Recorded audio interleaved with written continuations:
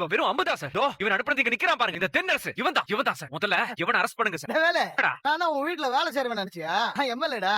சும்மா போற போகல என்ன அரெஸ்ட் பண்ண சொல்லிட்டா அவங்க அரெஸ்ட் பண்றாங்களா? நடக்கன் வேலு, உங்க பிரச்சனை வெளியே வச்சுக்கோங்க. கான்ஸ்டபிள், இதுல ஒரு கையெழுத்து போடுங்க. வேலு, என்ன இன்னைக்கு காப்பாத்திட்டா எல்லாம் முடிச்சிச்சு நினைக்கிறியா? நாளைக்கு வேற ஒரு கேஸ்ல அவனை அரெஸ்ட் பண்ணி உள்ள தள்ளனா என்ன பண்ணுவ? தப்பு பண்ண நீயே இவ்வளவு தைரியமா இருக்கும்போது எந்த தப்பும் பண்ணாத நாங்க ஏன் பயப்படணும்? உன்ன மாதிரி ஆளுங்க மிரட்டலுக்கெல்லாம் பயப்படுற ஆளு இந்த சங்கர் கிடையாது.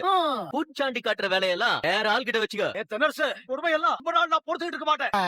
உங்களோட அராஜகத்துக்கு ஒரு முற்றுப்புள்ளி வைக்கிறாட்டா. அவனை பிடிச்ச போலீஸ் ஸ்டேஷன்ல ஒப்படைச்சாதானே தென்னரசு தான் உங்களை ஏமாத்துறான்னு கோர்ட்ல நிரூபிக்க முடியும். என்னப்பா இப்படி கையில சிக்கனவன அநியாயமா கோர்ட் விட்டு வந்திருக்கீங்களே. அவனை பிடிக்கதான் எவ்வளவு முயற்சி பண்ணோம். ஃபிராக்ஷன் ஆஃப் செகண்ட்ல எஸ்கேப் ஆயிட்டான் சார். இப்ப என்னப்பா பண்ண போறோம்? தென்னரசு தான் எங்களை ஏமாத்தி பணத்தை வாங்கிருக்கான்னு தெரிஞ்சிருச்சுல. இனிமே அவனை விட மாட்டேன்ப்பா. இந்த ஆதாரமும் இல்லாம சாட்சி இல்லாம தென்னரசு தான் பணத்தை ஏமாத்த சொன்னான்னு எப்படிப்பா அவங்கிட்ட போய் நியாயத்தை கேட்க முடியும்? அவங்கிட்ட போய் கேட்டோம்னா ஒரே வார்த்தையில பொய் சொல்றான்னு பிளேட் மாத்திடுவான் அந்த ஃப்ராட் தென்னரசு. போலீஸ்காரங்களும் தென்னரசு சொல்றதுதான் கேட்பாங்க. அவன் சொல்றதையா கேட்பாங்க. இப்ப அவங்க கிட்ட இருந்து எப்படி வேலு பணத்தை வாங்க போற? அதான் சக்தி, எனக்கும் புரியல. என்ன சதி